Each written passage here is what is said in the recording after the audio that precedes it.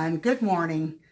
It's Friday, and today is our study on the top 100 women of the Bible. Today's lady is the Queen of Sheba. All right, her story is found in 1 Kings chapter 10, verse 1. I left my other Bible that I used for this study in the car because I had used it at church because it's easier for me. You know how you get used to a certain Bible or something and you're used to, it's an older one and I just am used to thumbing through it, I guess. So I took it for Sunday school and left it in the car. So let me get to 1 Kings. I'm going to go ahead and read all the way down through. Whoops, sorry about that, moving the camera. Oh, let's see here. I think it's good to sometimes have a little bit of it along with what the book here is trying to tell us about. Kind of gives us more of an in-look, I guess, to how these women are. Let's go ahead and read down to at least verse 14. And then we'll see from there, okay? Does that need down a little bit? Let me put you on hold a second. Let's try that. It's still not far enough down to see the Bible and stuff, but let's go ahead and give this a try, okay? We're going to read from the Bible first. Now, some of these words, as you guys know, are not easy to pronounce, and I'll do my very best. All right. When the Queen of Sheba heard of the fame of Solomon concerning the name of the Lord, she came to prove him with hard questions. And she came to Jerusalem with a very great train, with camels that bear spices, and very much gold, and precious stones. And when she was come to Solomon, she communed with him of all that was in her heart. And Solomon told her all her questions. There was not anything hid from the king which he told her not. And when the Queen of Sheba had seen all of Solomon's wisdom, and the house that he had built, and the meat of his table, and the sitting of his servants, and the attendance of his ministers, and their apparel, and his cupbearers, and his ascent by which he went up into the house of the Lord, there was no more spirit in her. And she said to the king, It was not true report that I heard in mine own land of thy acts and of thy wisdom. Howbeit, I believed not the words until I came. She had heard lots of things about how much he had had. She couldn't even believe it until she's seen it with her own eyes. I think that we've all come across that in our lifetime. Maybe went somewhere on vacation. I went and seen the Grand Canyon. That would be something that would fit perfect with this because I had heard about it, had read about it, had seen pictures of it. Never in my life would I have believed how humongous and how amazing it was. I think that we're all going to see that when we get to heaven. We've heard it, we have read it, we have seen pictures that people have, tried their best to paint, and nothing will compare from what our eyes will see. Of course, we'll have new eyes, but new body. Alrighty, so anyway, with her eyes, when she had seen it, and behold, the half was not told me. So it was just half as beautiful as what she was told. It was double the beauty of what she was told. Thy wisdom and prosperity exceedeth the fame which I heard. Happy are thy men. Happy are these, thy servants, which stand continually before thee, and that hear thy wisdom. Blessed be the Lord thy God, which delighteth in thee, to set thee on throne of Israel, because the Lord loved Israel forever. Therefore made he thee king, to do judgment and justice. And she gave the king 120 talents of gold, and of spices very great store. The precious stones there came no more such abundance of spices as these, which the Queen of Sheba gave to King Solomon. And the navy also of Hiram, that brought gold from Ophir, brought in from Ophir great plenty of almond trees and precious stones.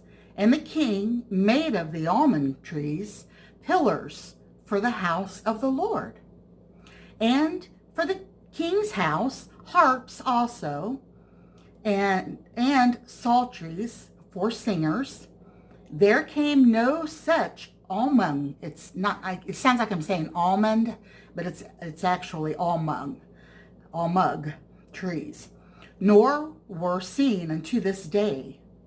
And King Solomon gave unto the Queen of Sheba all her desire, whatsoever she asked, beside that which Solomon gave her of his royal bounty. So she turned and went to her own country, she and her servants. Now the weight of the gold that came to Solomon in 1 year was 666 talents of gold. Besides that, he had of the merchantmen and the traffic of the spice merchants and of all the kings of Arabia and of the governors of the country. The king of Solomon made 200 targets of beaten gold. 600 shekels of gold went to one target. I knew at one time how much that was, and I should have written that down. Let me see if I can find it in these notes. I don't see it. I'll try to look that up. And he made 300 shields of beaten gold. 3 pounds of gold went to one shield, and the king put them in the house of the forest of Lebanon. Moreover, the king made a great throne of ivory and overlaid it with the best gold. The throne had 6 steps, and the top of the throne was round behind, and there were stays on either side on the place of the seat, and 2 lions stood beside the stays. And 12 lions stood there on one side, and on the other upon the 6 steps. There was not the like made in any kingdom. And all King Solomon's drinking vessels were gold. And all the vessels of the of the house of the forest of Lebanon were of pure gold. None were of silver. It was nothing accounted of in the days of Solomon. For the king had at sea a navy of Tharshish, with the navy of Hiram. Once in 3 years came the navy of Tharshish, bringing gold and silver, ivory and apes and peacocks. So King Solomon agreed all the kings of the earth for riches and for, not agreed, pardon me. King Solomon exceeded all the kings of the earth for riches and for wisdom. And all the earth sought to Solomon to hear his wisdom, which God had put in his heart. And they brought every man his present, vessels of silver and vessels of gold, and garments and armor and spices, horses and mules, a rate year by year. And I've read a little bit on, so I hope that's okay. We'll go ahead and finish out the chapter. And Solomon gathered together chariots and horsemen, and he had 1,400 chariots and 12,000 horsemen, whom he bestowed in the city for chariots. And with the king in Jerusalem, and the king made silver to be in Jerusalem as stones, and cedars made he to be as the sycamore trees that are in the vale for abundance.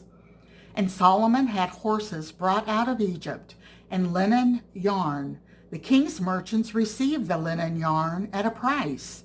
And a chariot came and went out of Egypt for 600 shekels of silver, and an horse for 150. And so for all the kings of the Hittites, and for the kings of Syria, did they bring them out by their means. Wow, he had a huge turnover of treasures, did he not? So about the Queen of Sheba here, that was the custom back then when they visited each other. You know, they were extremely wealthy, the kings and queens, and that's what they did. They would bestow upon their guest many gifts, and the guest in return would also do that to whoever they were visiting. Very much gold and all of that stuff that you heard, and yet there were people just like nowadays that were very poor and had very little to eat, and not very good housing to stay in either. Sort of things don't always change, do they? Okay, so let's read what the journal has to say now, okay? News of Solomon's wisdom had penetrated a country in southwest Arabia, known for its trade with India and great wealth. Sheba's queen probably wanted to confer with Solomon on trade issues, but perhaps news of his acumen made her visit in person. She wanted to see for herself exactly what he had, didn't she? And really, honestly, who can blame? I think maybe their reasoning for doing so might have not been what our reasoning would have been. We would have been just probably wanting to see what he had because we wanted to see all the great things that they had, we had heard about. Where maybe Queen Sheba was wanting to know because she wanted to know if he really did have more than her. Maybe. I don't know. All right. Sheba's queen probably wanted to confer with Solomon on trade issues, but perhaps news of his acumen made her visit in person rather than sending a representative. Since she brought many expensive gifts, she obviously wanted to impress Israel's king. Even the best Sheba had to offer fell short of Solomon's court, for the queen was overwhelmed. When she praised him, the queen touched on the reason for his blessing of goods and mind. Because of the Lord's eternal love for Israel, he has made you king to maintain justice and righteousness. Where does true vision come from? Not from education or position or anything else of human origin. This probably pagan queen got it right. God alone can give a mind that understands so much. Though we may never rival Solomon's understanding, God will give us wisdom too. Like Sheba's queen, we simply need to ask it, seek it. And I tell you, is that not the truth? Just like with God's word, with the devotional journal, I had looked for a long time for a journal. Steve and I had both. And now I'm going to be looking for another one shortly because we are getting through this really quick. We have this much left of it here. So I would like to find another one. It doesn't have to be about different things. It could be like a subject on one thing. But I'm looking, and I am going to be probably ordering one online for all of us that we can all learn and share with each other on. And I'll let you guys know which one I'm going to choose. So if you would like to order one, you'll be able to do that and read along with me, okay? Only thing that I set aside for this year, I had no goals of wanting to lose weight and this and this and that, because what will be will be. But I wanted to get closer to Christ, and I want to do more of his will. And I know that there's many of you watching that also had that same thought and wish. So let's just keep trying on that. We're not going to be perfect. None of us will ever be perfect while we're living here on earth.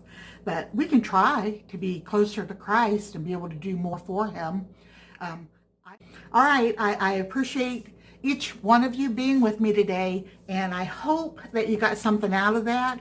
I hope that reading is not too much reading for you guys, and if it is, fast forward a little bit. It's okay. So I will talk to you later, and God bless you all. And thanks again for all the beautiful emails and everything that I have received wanting my Steve and I to come back on YouTube. if not only for anything else other than the Bible study. And gosh, that really, really touches me. So take care, everyone. Bye-bye.